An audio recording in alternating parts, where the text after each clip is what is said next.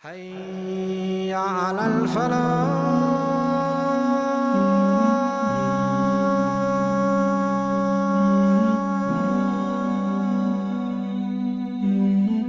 This world is not the end world.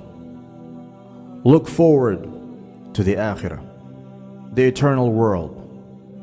Don't concentrate on this dunya.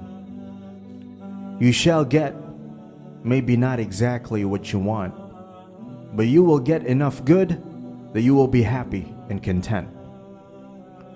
Whenever Allah takes something away and you're patient, Allah gives you something better than what He has taken away. Allah will give you and give you and give you until you will be content. He didn't say He will give you what you want, but Allah will give you until you're happy with Allah's qadr and decree. You might not see it right now, but after many years you will see, indeed this was better than what I perceived before. Allah says in Surah Al-Talaq, and He, Allah, will provide him from sources he never could imagine. And whosoever puts his trust in Allah, then He will suffice him. Verily Allah will accomplish His purpose. Indeed, Allah has set a measure for all things. Let's begin with the first sentence in this verse. When we are faced with a difficult situation, and when things seem completely out of our control, we are reminded that nothing is outside of Allah's control, especially when there seems to be no way out of a particular situation, when in fact we cannot even conceive of a solution. This is when Allah gives us even greater help, in fact help that comes outside the realms of human capability and understanding. We often will lose hope in something because our rational minds are doing the thinking. Maybe it's an essay deadline. Maybe we're trying to arrive somewhere on time and we have got delayed. Maybe someone is unwell. Maybe a community is being oppressed. Or maybe we cannot get a job, any other rizq. But here, Allah is telling us that His help goes beyond human imagination. If we ask Allah based on what we think is possible, then we will miss out on the otherworldly, miraculous nature of Allah's help. Musa alayhi salam understood this when he was trapped between the Red Sea and the army of Fir'aun. Maryam alayhi salam understood this as she bravely returned to her people with baby Jesus alayhi salam in her arms. And so too did Zakaria alayhi salam when he prayed for a child. Though he and his wife were in their old age, they were not just pious people, they were smart and open-minded too. The more someone's mind is open to the power of Allah, the higher she will aim, and the more she will achieve in this life and the next, inshallah. If we look at the second sentence in the verse, Allah tells us about another reward that comes with trusting Him. And that is the reward of contentment and peace. This is the meaning of, and Allah is sufficient for him. When something is sufficient, it means you're satisfied. You need nothing else and seek nothing else. It means you're at ease with whatever Allah has willed for you, and recognize there is good even in things that seems to be negative. This demonstrates that complete tawakkul is also the thing that gives a human being emancipation and dignity. Dignity is when you are not humiliated by base desires and subjugation. Tawakkul means, therefore, that we are freeing ourselves of the need for the help or approval of the creation. The last two sentences where Allah tells us He will accomplish His purpose and has a measure for all things, is a reminder that our provision is already written. All our provisions were already written for us 50,000 years before we were born. Our successes and so-called failures in this dunya are decreed.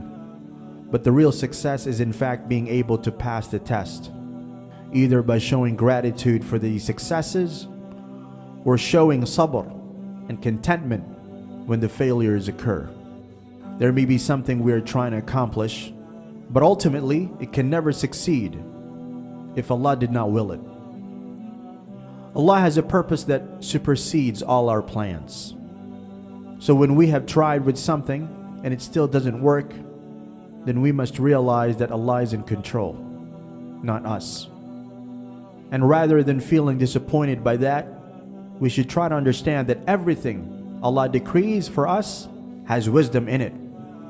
Whatever you're facing in life, it is in fact a fulfillment of a plan, the accomplishment of a purpose, specially designed and tailored for each and every individual. Allah says in Surah Al-Baqarah, "And it may be that you dislike a thing while it is good for you. And it may be that you love a thing while it is evil for you. And Allah knows while you know not." The lesson from the test is often more valuable and a greater achievement than the original thing we were seeking. The meaning of this verse should also act as a reassurance that when others are working against those who do good, against the deen, and against the truth, then they ultimately will fail, even if we can't perceive this. For Allah has only given them respite for a short time before He destroys their plans. This was often the case with evil communities in the past. Allah gave them short-term, superficial successes, which made them feel arrogant for a while. But in the end, their plans and their plots failed. We see this in the examples of Ad, Thamud, and the people of the ditch, and the Pharaoh. Amazing stories in the Quran that we should study and seek to draw lessons from. So the final conclusion is that we need to reprogram our way of thinking to not limit Allah's power and aid to what we think is rationally possible. Know that we humans have a bounded rationality that cannot perceive the endless capacity of Allah's will. And we should reconfigure our minds to truly recognize that Allah can command and facilitate anything for us. Also, we need to remind ourselves that worrying and fretting about things that Allah has already decreed and measured out perfectly for us is a pointless exercise. We should just get on with what is in our hands, do what we can in the circumstances we're currently in, and keep making dua for the best. Yes, the very best. Why not? From Allah, the Most High. Practical tips to achieve the above. Make dua for that which seems impossible. Keep trying with whatever practical means are available, even if, especially if, you think the doors have already closed. That is when rushing to catch a plane and the check-in desk has already closed. That job application, no matter how fierce the competition might seem, when a deadline is looming and you need to ask for an extension, but doubt it will be given. Such times are when your trust in Allah are pushed to the very limit. Will you still persevere? Listen to the Quran, and especially be familiar with its stories of the prophets and the Salihin, the righteous, peace be upon them. Their actions in deep conviction will help to challenge our skepticism and will broaden our minds to appreciate the power of Allah. Be around those people who will give you hope and encouragement, those who will help you to avoid regret, who give constructive advice, and who big up with the positive side of things. Look out for and memorize special verses in the Quran supplications from the Sunnah that will increase our tawakkul. And finally, what can we do when things are still going apparently badly, when our trust and efforts don't seem to be leading to the outcome we hoped for?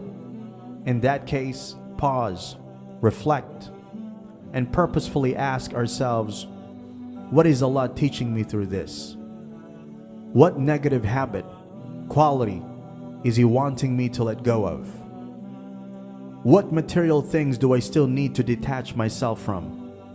What positive outcomes are there that I am overlooking? Are the consequences of this negative situation really that awful that I should be getting this wound up about it? Could it be that this negative outcome is just one small, short-term phase on the way to an overall victory in the long term? When Allah tests us, He's simply teaching us, and He will keep giving us those mock exams before the big exam until we learn. And if you do learn and you get what the lesson is about, then congratulations. That's a very precious blessing and is possibly the real success you're after.